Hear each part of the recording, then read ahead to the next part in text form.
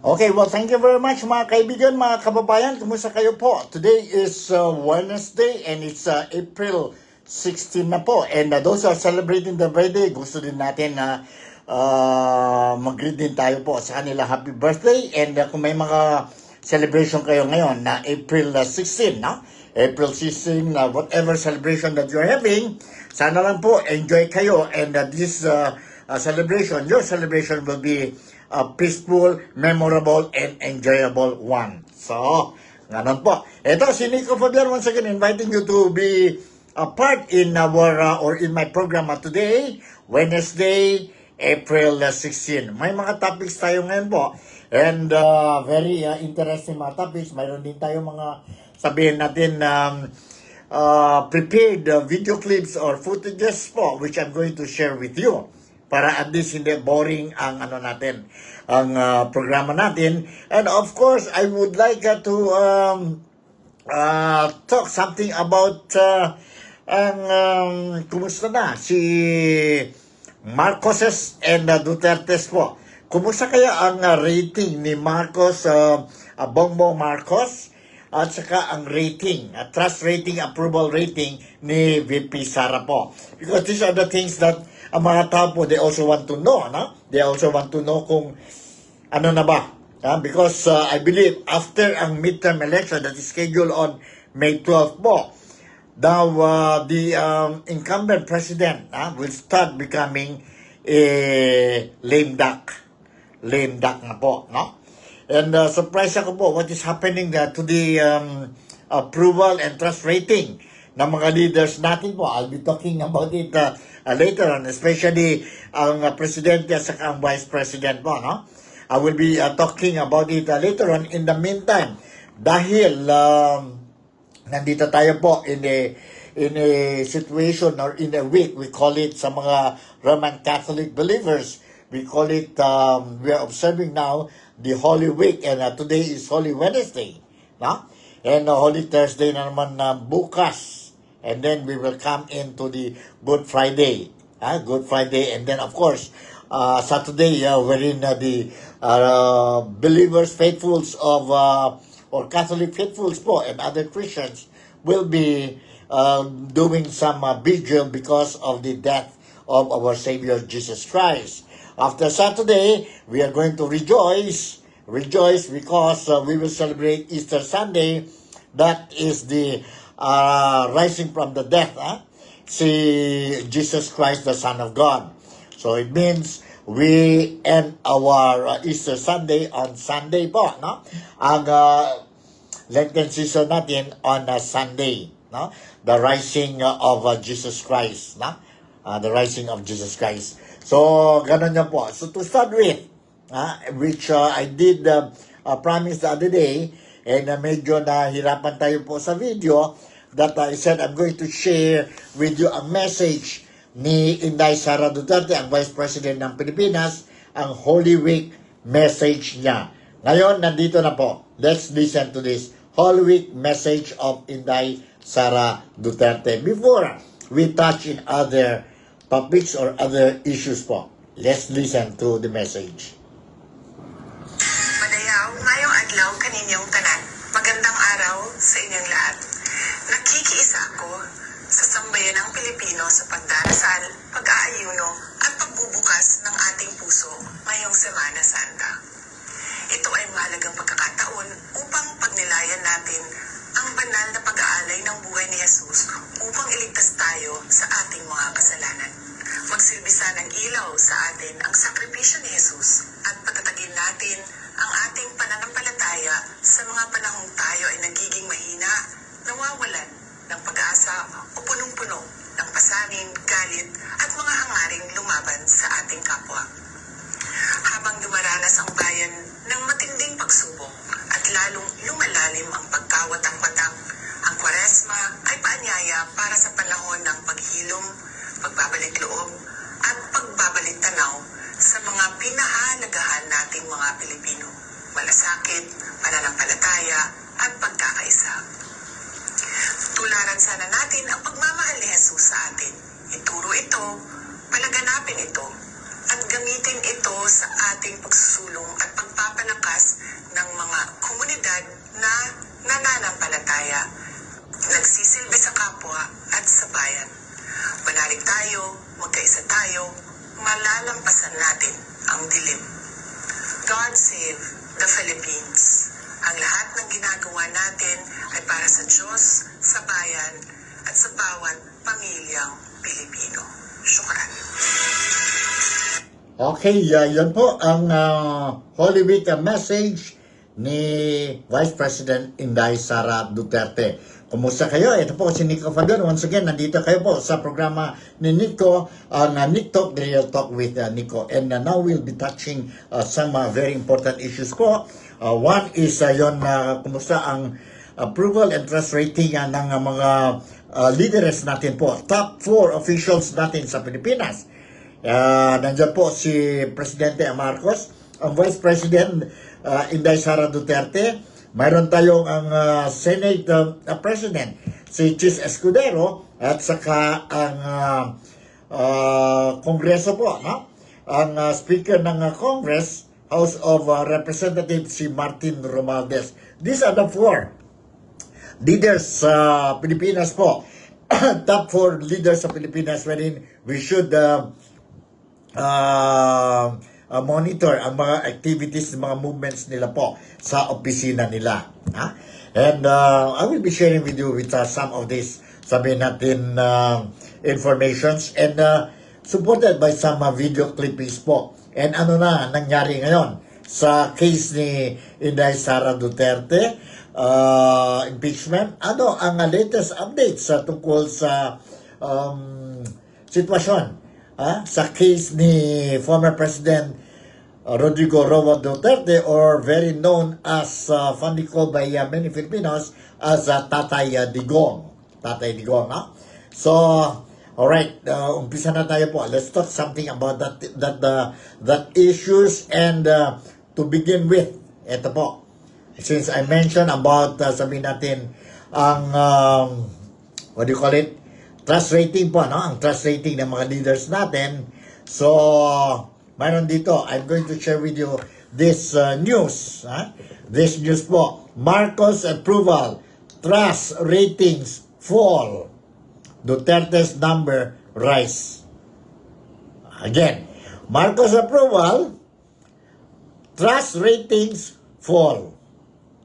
Sara Duterte's number rise. Ito po ang balita.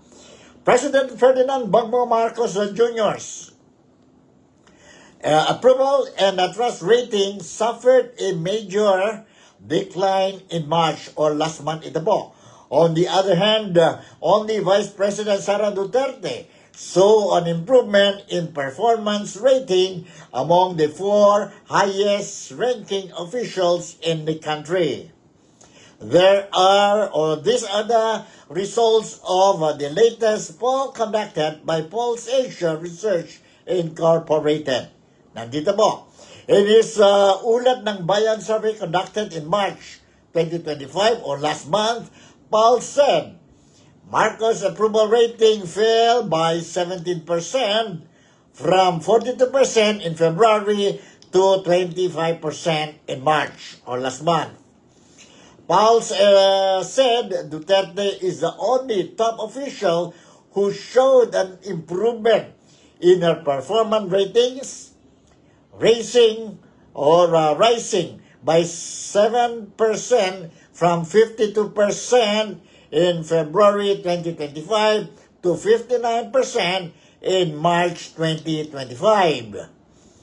In contrast, President Bongbong Marcos and Senate President Chis Escudero experienced notable drops in their respective public approval ratings, along with increases in their disapproval scores, sinabi ang polls. A quick look at the data released by polls on Wednesday shows the following. You listen po. President Marcos, 25% approval, 53% disapproval, and 22% undecided. Vice President Duterte, Sara Duterte, 59% approval, 16% disapproval, and 25% undecided. Senate President Escudero or Chis Escudero, 39% approval, 18% disapproval, 44% undecided. And finally, House Speaker Martin Romualdez managed to record 14% approval, 54% disapproval, 31% undecided. Apart from Marcos, Pauls has said Escudero's approval rating declined by 8% or percentage point. Meanwhile, Romualdez's approval rating remained unchanged, but there is also a huge climb in his disapproval rating, which was only at 14% in February and at 54% in March. Grabe, no? Grabe, no? 14% in February, ang disapproval rating niya po, it went up to 54%. So ibig sabihin po, ang mga tao po, they don't trust this Martin Romualdez. When it comes to trust rating, Paul said Marcos only garnered a 25% trust rating from the respondents, while 61% expressed trust in Duterte. Trust rating po si Marcos, as of the latest survey result, Marcos recorded 25%. However, si Sara Duterte, ang percentage niya po, ang number of percentage niya is 61%. Malayo, no? Malayo talaga. It means karamihan ng mga Pilipino, they trust Sara Duterte.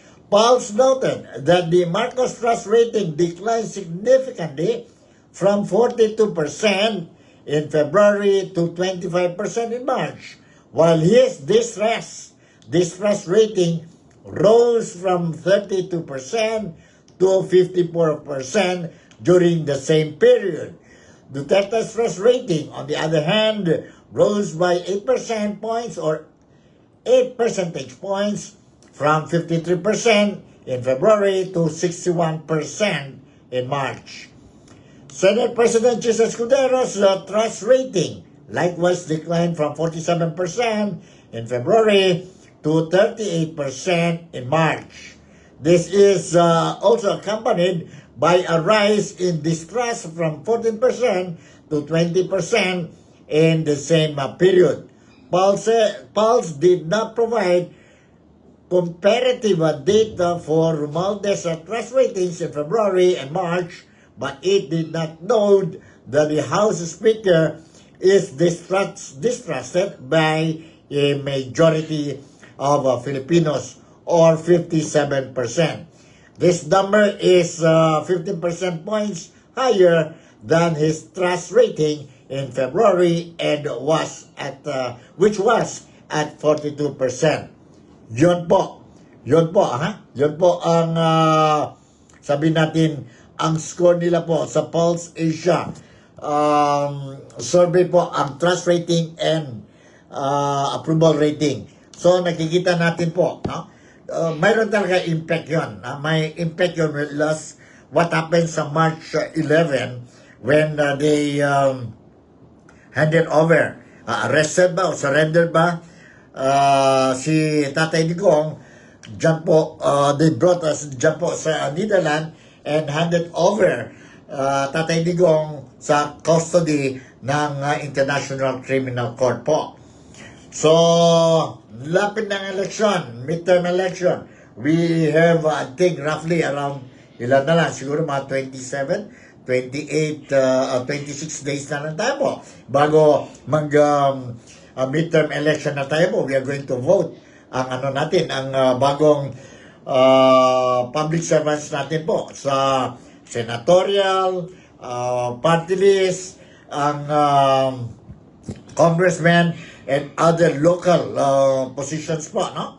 From governor, vice governor, provincial assemblyman, mayroon tayo mga mayors and vice mayors, both city and municipalities, mayors and vice mayors sa ibang sa mga municipalities po. And that will be on May 12.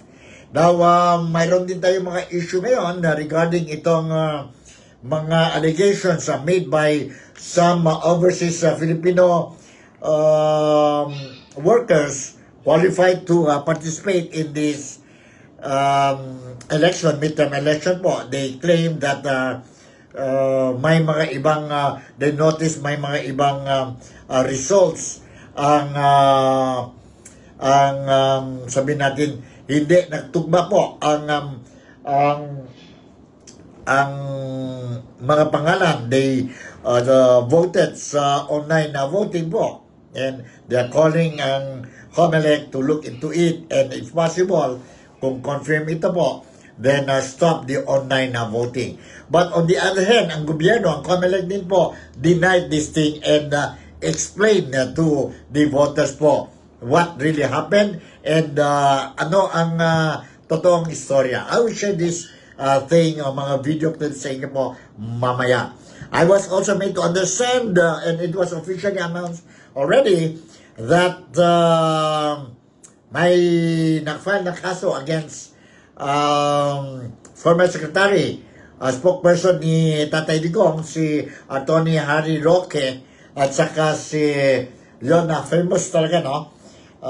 Very vocal and very aggressive vlogger, si Claire Maharlika po, dahil sa fake news na po, and particularly yun na video clip na showing na a certain person who looks like lang po Bongbong Marcos sniffing illegal substance.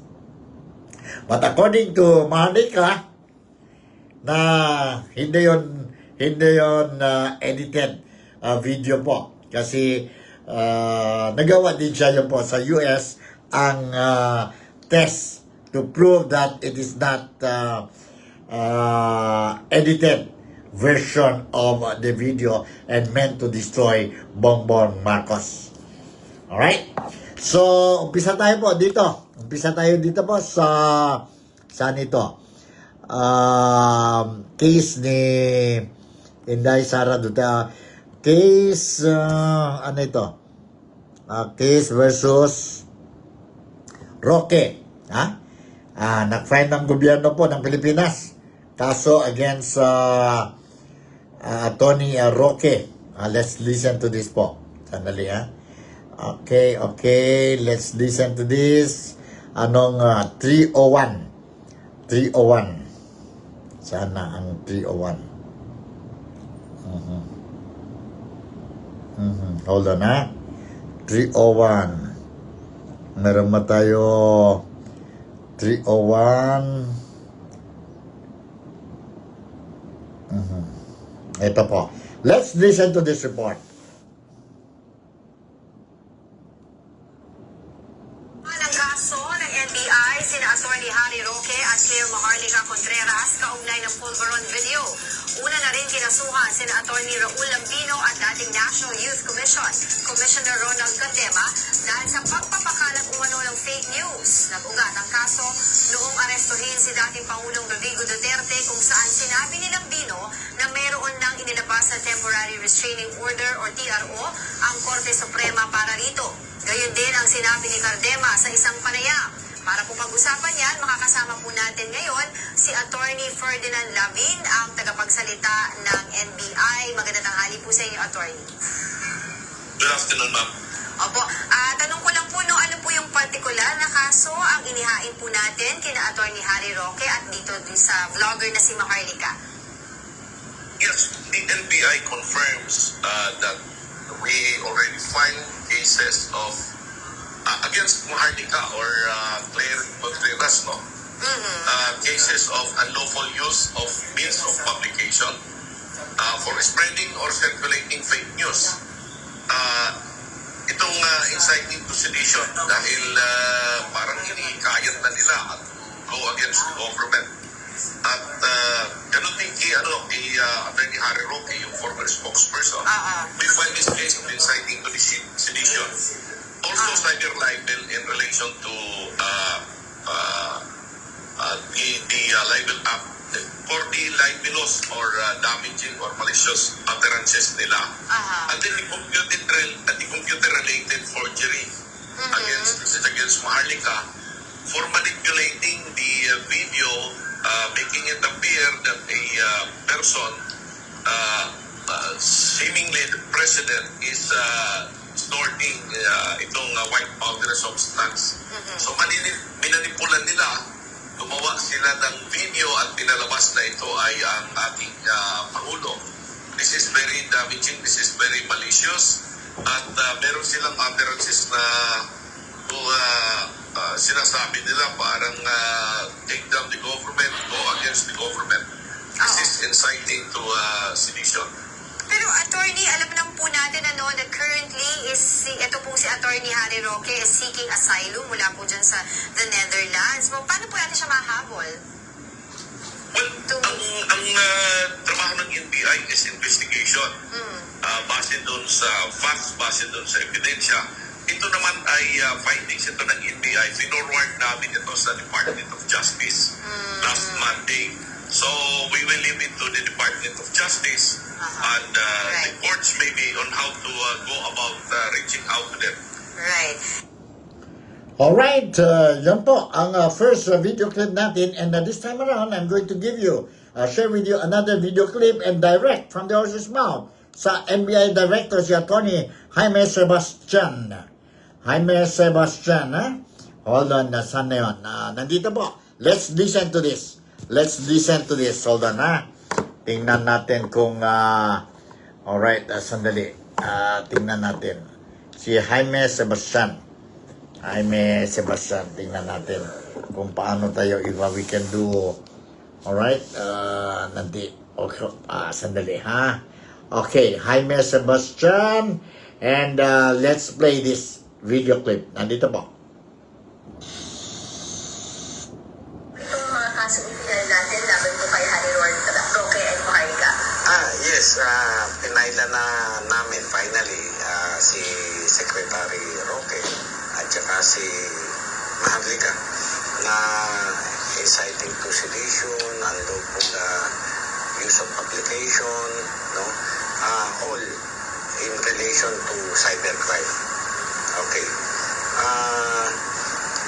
Kasi yung pulburon na yan, matagal na namin yan na patunayan na AI generated, no? Through forensic presentation. Forensic, hindi lamang yung salita lang namin na pinapasinungalingan namin yung kanilang posting. So, yun. Tapos, si Secretary Roque, way back, naka-video naman nasa FB. Na siyang, nagsasabi nun, ay lalabas, at sinabihan niya na pag nilabas ko ni Maharlika, yung ganyan, at magkakonect sila na ilabas nila yung gano'n na walang katotohanan. Hindi ito nagagalit ang NBI dahil sa si BBM ang tinitira nila, kundi yung dahil sa pagpapalabas nila ng fake news. Nandun tayo, huwag nila sabihin na politika, wala sa akin nagdidikta. Yung fake news, rampant na, grabe na, problema na natin. Yan ang aming gustong matapos, gustong masawata. Okay? Not only Secretary Roque, not only Maharlika, si former Secretary Lambino, Attorney Lambino, we filed charges against him, and former Secretary Cardema, yung pagpapalabas nila live video, kaya sabi nila, eto, meron ng PRO, wala naman PRO na inilalabas sa Supreme Court. Inihila nila ang judiciary, yung tiwala ng tao sa judiciary. Wala pang aksyon nire-report na nila ganun as if hawak na nila yung papeles. So, alam nyo, kung wala kang basis sa pinagsasasabi mo, that constitute fake news. No? Dapat may truth sa sinasabi mo. Meron kang basis, meron kang pinangahawakan. Wala kang pinangahawakan, wala kang basis, that constitute fake news. And unlawful use of publication. Alright, yan po. Direct from the horse's mouth sa NBI, ang director, si Atty. Jaime Sebastian po. You heard it po, no? Regarding itong video clips ni claiming that, showing that reportedly, President Bongbong Marcos was the one in the video, ang picture po, sniffing, sabi natin, illegal substance po, no? So,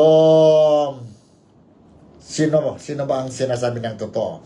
Sabi itong NBI, based sa investigation nila, na confirm na AI ito po, ang video, no? So, saan galing yun? May report ba sila? I don't know if I can remember. Maybe mayroon, but I miss it out lang po, no? And anong pangalan ng kompanya or experts po, no? Who investigated, checked, and verified whether AI itong video na lumabas po, no? Lumabas sa US yan po, and nagiging viral sa social media sa Pilipinas dahil po sa election po and quarrel between the Marcoses and the Dutertes po. On the other hand, sabi naman ni Maharlika na mayroon siya, he asked to do the job for her, itong check whether it is AI or not, and mayroon na kumpanya nagbigay ng certification saying that it's not edited, it's not AI, no? And they're willing to send kung sakali mayroon man investigation by the other parties po, itong those who certify, this company who certify is willing to testify po. Natingnan natin po kung what is happening, what will happen tungkol dyan po. In the meantime, mahirap na tayo magsabi na itong grupo correct, itong grupo mali or what.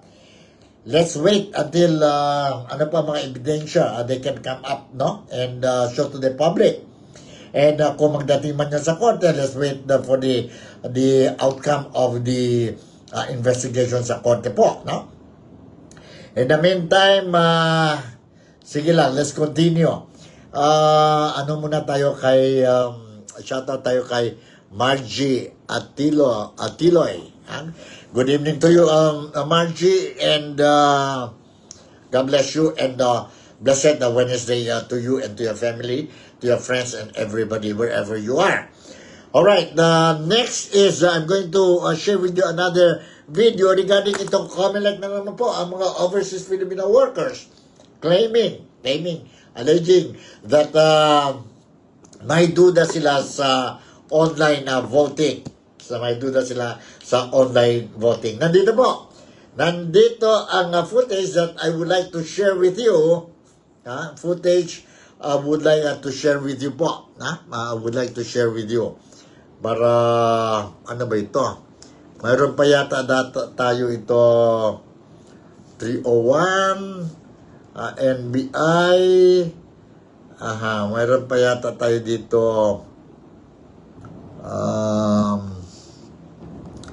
COMELEC. Ito ang report po. Let's listen sa programa ni Ted Filon, si DJ Shasha. DJ Shasha po, they interviewed. They're talking about this issue po regarding ang COMELEC, and then they're talking to John Rex Lendiangco. Let's listen to this.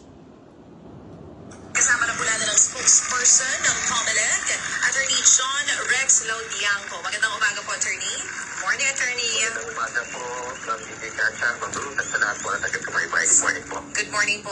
Attorney, kayo na po ang magpaliwanag. Para saan po ba ito talagang ballot code na ikinalilito po ngayon itong mga overseas voters natin? Bakit po ito po ba'y pare-pareho para sa lahat ng botante? At yung mga nagsasabi na hindi daw po yung binoto nila ang lumalabas dun sa mga listahan na nakikita nila after voting. Sige po, paliwanag po natin. Opo, unahin po natin. Una po sa lahat, hindi pare-pareho po yung tinatawag na ballot code o yung encrypted code ng kanilang balota na makikita doon sa ballot locator box.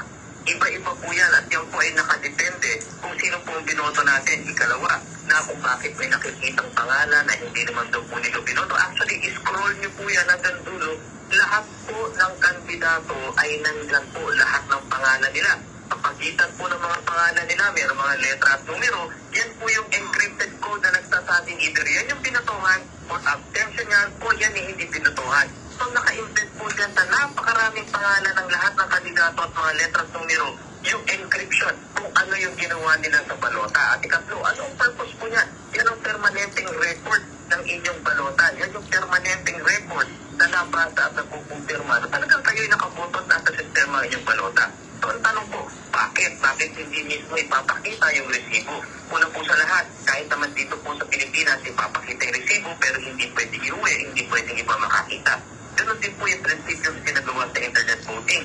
Hindi po pwede kasing makita dahil walang makakapisil sa ating mga botante na kumuha ng ibang device at i-record po o i-picturean o video yung kanilang makikitang resibo doon. At kung ang magiging problema po dyan, magagamit yan sa vote buying. Pero ang importante po, nagsigay tayo ng confirmation, nagsigay tayo ng kanilang mga ballot encoding na script na yan para sa gayon. Ultimately, yan po ang record natin. Mamaya po doon, ang tingin ko sa susunod na katanungan nyo, may idadagdag po ako dito. Okay, so sige po, at least medyo malinaw na hindi pare-pareho yung ballot codes. Even sa physical voting dito sa Pilipinas, hindi talaga nagbibigay ng resibo ang COMELEC para hindi magamit sa vote buying. So, yung pong mga posts na nakikita natin ngayon, for sure na nakikita nyo po yung ilang posts ng ating mga OFW na nakaboto na, paano po natin masisiguro na talagang walang irregularidad na nangyayari po ngayon sa ating online voting?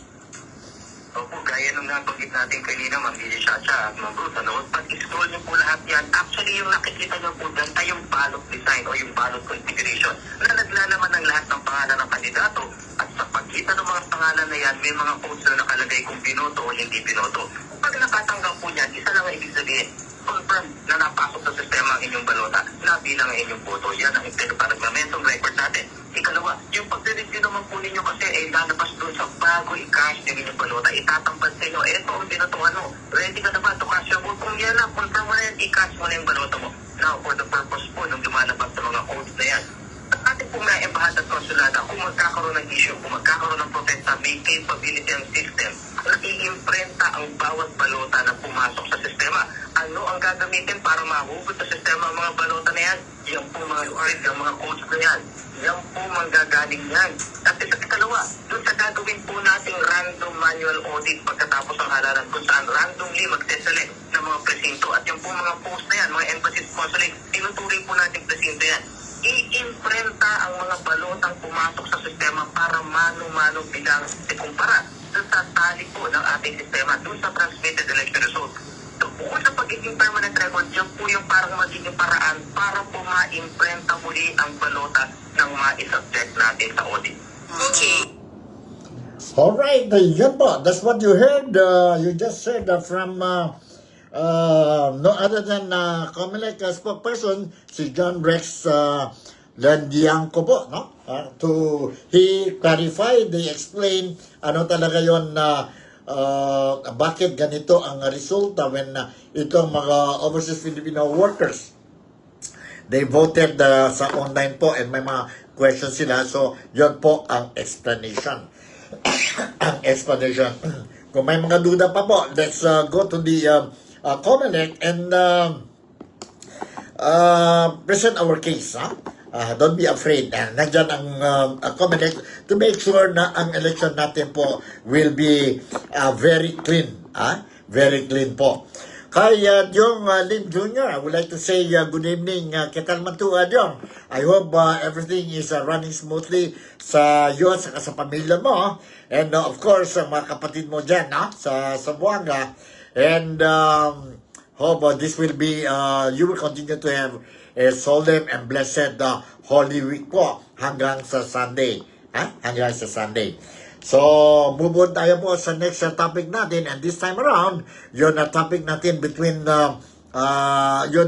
related to Amy Marcos, Senator Amy Marcos, Congresswoman Camille Villar, and VP Inday Sara Duterte, na klaro-klaro po, na-endorse na po si Inday Sara Duterte itong alyansa ng Bagong Pilipinas, dalawang kandidato po, si Amy at saka si Camille Villar.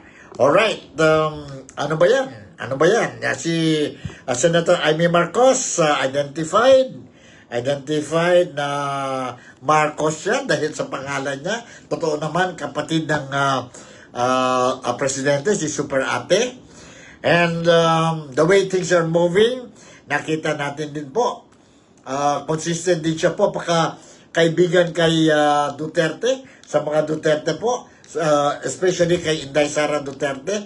In fact, she was the one who managed to convince si Inday Sara Duterte to form the unity team between his brother running as a president, si Bongbong, and si Inday Sara, mag-vice president. Dahil yan po kay Amy Marcos, no? Amy Marcos. In fact, si Tatay Digong do not agree with that kind of decision. And nakita din natin po si Inday Sara Duterte during the time, 2022 presidential election, nag-file din si Inday Sara Duterte to defend her seat dyan po sa Davao as Davao Mayor. But things change because of the coming in to the issue si Senator Amy Marcos. Consistent yan po, no? Consistent siya depending ang friendship nila between Inday Sara Duterte. And worst thing now, what happened?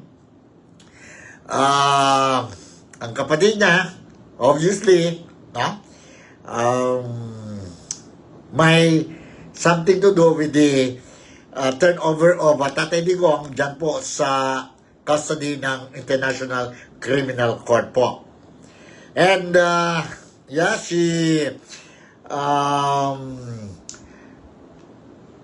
started a probe investigation whether there was a violation on the way, the manner Tatay Digong was hand over to ICC po dyan sa Netherlands last March 11. And because of that, nakita natin po maraming mga gatherings, prayer rallies, support rallies po para kay Tatay Digong. And finally, what happened now, few days ago, si Inday Sara raised the hand of Senator Amy Marcos, signaling that she is now endorsing Senator Amy Marcos sa kandidatura ni Amy Marcos as re-electionist dyan po sa Senado. May mga mga negative and positive criticism both kay Inday Sara Duterte at saka kay Amy Marcos, but in totality, nakita natin po mga supporters, mga loyalists ni Duterte, they said they trust Inday Sara Duterte, and for the sake of unity, and because of Tatay Digong, they believe the kind of leadership Tatay Digong has shown to the Filipinos when he was the president of the Philippines, na they will going to follow the appeal or urge of Inday Sara Duterte endorsing Senator Amy Marcos and Congresswoman Camille Villar. So, nandyan na yan po. And nakita natin ang mga latest political survey, nag-benefit talaga po ang dalawang kandidato.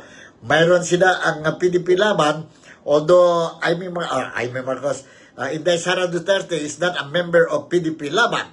No? Kasi mayroon ng PDP Laban, mayroon na sila ngayon 10 candidates for senatorial candidates po.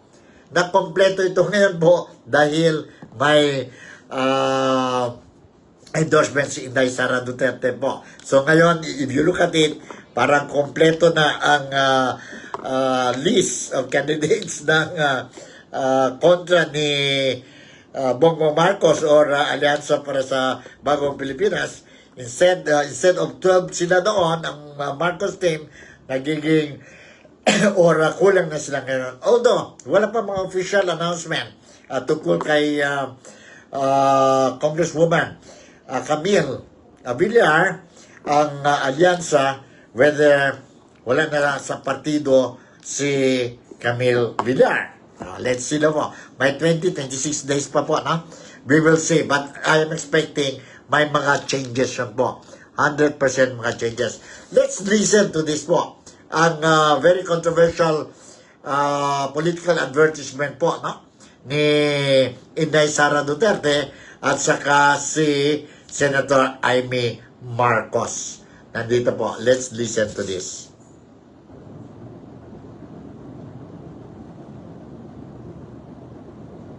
Her sister, Senator Amy Marcos, reveals it was Vice President Sara Duterte herself who thought of the theme behind the senator's latest political advertisement. The theme itim, or black, which is the color of mourning, supposedly reflects the country's plight under the current administration.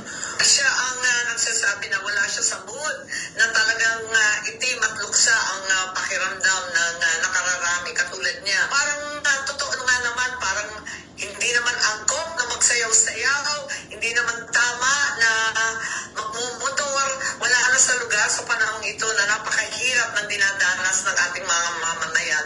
Tama din siya at saka ang itim, syempre nandyan yung pangalan ko, I trust Amy Marcos, at yung aming paninindigan ay sinasakop rin ng itim na ipaglaban ang tama, itama ang mali. For the palace, the campaign ad is more suited for the previous administration. This bleak outlook, according to the Philippine National Police, is not rooted in reality. Did you said it is recent? Yesterday. Oh, ang akala ay 2022 campaign ads to. Dahil sa mas na-describe ang kapanahunan ng nakaraang administrasyon dun sa nasabing campaign ads. At ngayon ay papaliwanag sa panahon ng kasalukuyang administrasyon. Mas maganda po siguro mabanggit natin na ang mga botante po dapat ay maging, kukunin ko po yung sticker na nakasulat kay Madam, maging mapanuri. Huwag pong magpaloko sa mga sinasabi sa iilang campaign ads. All that we see, minsan we are misinformed and disinformed, but we respect, no? Sabi ko nga, yung perception nating mga community, but we speak of our duties na dapat naming pinapatupad, and we should not be affected by these negativities kung mayroon man. The re-electionist senator denies the vice president's endorsement was the reward for her inquiry into the arrest and surrender of former President Rodrigo Duterte to the International Criminal Court. Ay, hindi ko naisip yun. Hindi rin niya naisip. Talagang nag-uusap na kami noon pa. Sabi niya, tsaka na ang mga kampanya, ayoko nang umikot nitong eleksyon na to. Pero yun nga, nung pabalik niya sa Hague, inutusan niya ata sila ni Senator Robin, ni Presidente Duterte ng mga kampanya at tulungan ng mga kasangga. Marcos cites her long friendship with the vice president, which she said has endured disagreements. She also blamed herself for the VP's current predicament. Simulan sa pool, kaming dalawa naman talaga magkaibigan. At kahit paano, aminado ako na naipahamak ko siya dahil hindi ko naman alam na mangyayari ang ganito. Nananahimik na siya, nag-file na siya bilang mayor ng Davao. Kinalagkat ko pa at sinabi ko, sige na, mag-vice president ka. Hindi ko naman akalain kailanman nahahantong sa ganito. Marcos is also appealing to the president's supporters to understand that she is merely pointing out what she believes are actions steering the administration in the wrong direction. Siguro naintindihan na lamang ako na hindi na tama ang landas ng administrasyon na nanghihinayang talaga ako para sa akin.